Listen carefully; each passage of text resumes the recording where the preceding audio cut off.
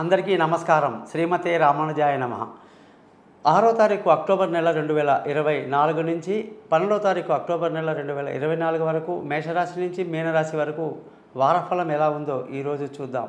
ఈ వారం గ్రహాల స్థితి కానీ చూసుకుంటే వృషభంలో గురు సంచారం జరుగుతూ ఉంది. కుజుడు మిథున రాశిలో, అలాగే కేతు వచ్చేసి కన్యా రాశిలో, సూర్యుడు అలాగే బుధ గ్రహాలు కూడా కన్యా రాశిలో సంచరిస్తున్నారు. శుక్రుడు వచ్చేసి తులారాశిలో, బుధుడు 11వ తారీఖు నాడు తులారాశిలోకి ప్రవేశించడం జరుగుతుంది. కన్యా నుంచి బుధుడిది అనమాట. ఇకపోతే శని కుంభరాశిలో సంచరిస్తూ, రాహు మీనరాశిలో సంచరిస్తున్నారు. దీన్ని బట్టి మనం 12 రాశులకు ఎలా ఉందో తెలుస్తూ, ముఖ్యంగా ఇదంతా కూడాను మన నాలెడ్జ్ కోసం చెప్పేది ఏంటంటే తదియా తిథి నుంచి నవమి తిథి వరకు తిథులు ఎవరైనా పెద్దలకు కర్మలు చేయడానికి కోసం చెప్పడం జరిగింది. ఆశ్వయుజ మాసంలో శుక్లపక్షంలో ఎవరైతే తిథులు పెట్టాల్సి ఉంటుందో వాళ్ళకి ఈ తదియా ఇదంతా కూడాను ఈ నవమి వరకు అనమాట. అలాగే నక్షత్రం కూడా విశాఖ నక్షత్రం నుంచి శ్రావణ నక్షత్రం, అంటే ఎవరైనా ఆశ్వేజ మాసంలో పుట్టారనుకోండి వాళ్ళది విశాఖ, అనురాధ, జ్యేష్ఠ, మూల, పూర్వాషాఢ, ఉత్తరాషాఢ, శ్రావణం ఈ నక్షత్రాల్లో ఈ వారంలో పుట్టిన వాళ్ళు కూడా బర్త్డే చేసుకోవచ్చు అన్నమాట బ్రహ్మాండంగా. ముఖ్యంగా ఇవన్నీ కాకుండా మీ జాతకాలు తెలుసుకోవడానికి కోసం మీరు మీ date of birth, time of birth, place of బర్త్ని పైన పంపించిన నెంబర్లో పంపించండి. మీ జాతకాలు రెడీ చేసి మీతో 20 నిమిషాలు మాట్లాడి రికార్డ్ చేయిస్తాను. 50 పేజీల జాతకాన్ని మీకు మెయిల్ చేయడం జరుగుతుంది. అలాగే పరిహారాలు కూడా సింపుల్గా చెప్తాను. అందుకే నా ఛానల్ పేరు కూడా thesimple.astrologer.com అని చెప్పేసి పెట్టడం జరిగింది. మీరందరూ కూడా ఈ ఛానల్ని సబ్స్క్రైబ్ చేయడం, మీ బంధువులకు స్నేహితులకు తెలియజేయడం మర్చిపోవద్దని మరీ కోరుతూ,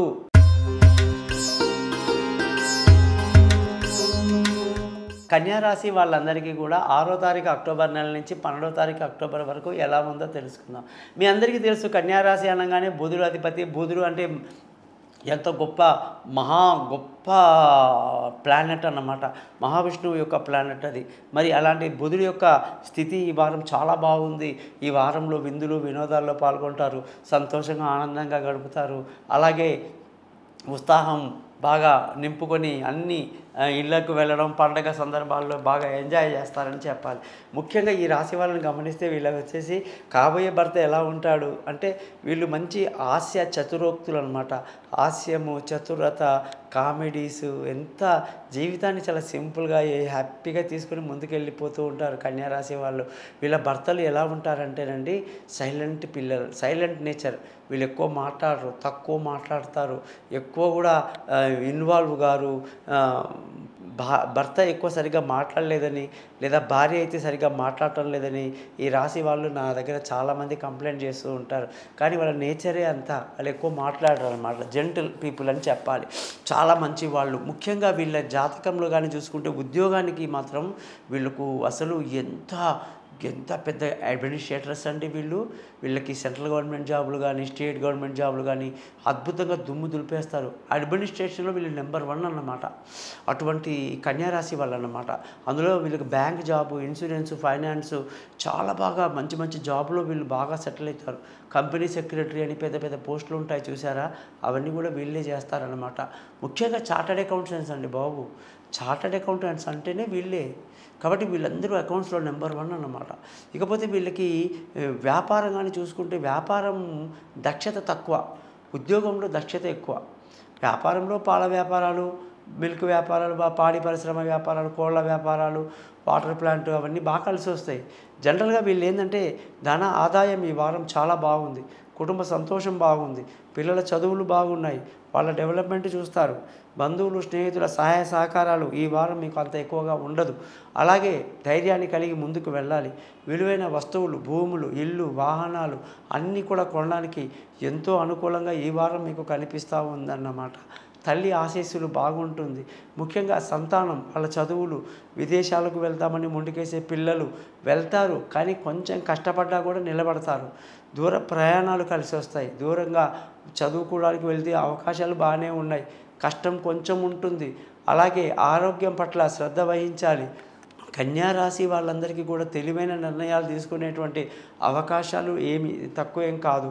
ముఖ్యంగా శత్రువులు మిత్రులు అవుతారండి. అప్పుల విషయంలో జాగ్రత్తగా ఆలోచిస్తారు. భార్య భర్తల విషయానికి వస్తే ఎంతో అన్యోన్యత కలిగి ఉంటారు. సంతోషంగా ఆనందంగా ఉంటారు. వారమంతా బాగా ఎంజాయ్ చేస్తారు. ముఖ్యంగా పెళ్ళి కాని వాళ్ళకు పెళ్ళి కుదురుతుంది. దూరంగా ఉన్న వాళ్ళు కలుసుకుంటారు. అలాగే ఈ రాశి వాళ్ళందరికీ అదృష్టం చాలా బాగుంది. మంచి అదృష్టవంతులు అవుతారు.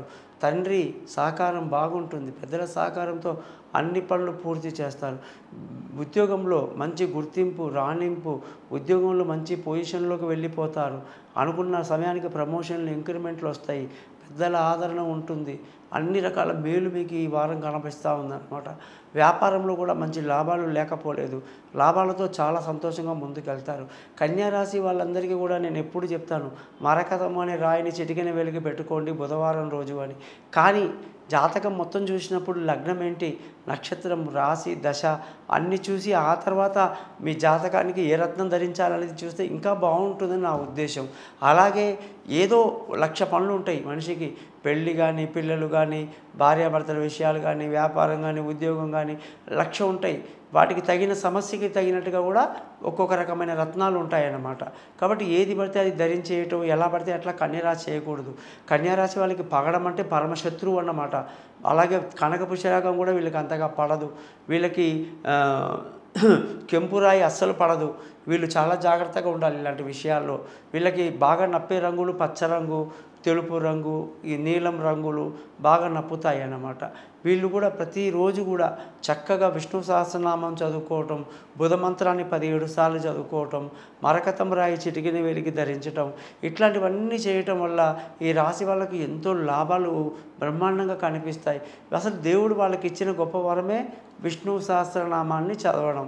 మరి ఇది రెగ్యులర్గా చదివితే ఇంకా మీకు తిరిగేముందు చెప్పండి. సాక్షాత్తు వెంకటేశ్వర స్వామియే ఈ రాశికి అధిపతి.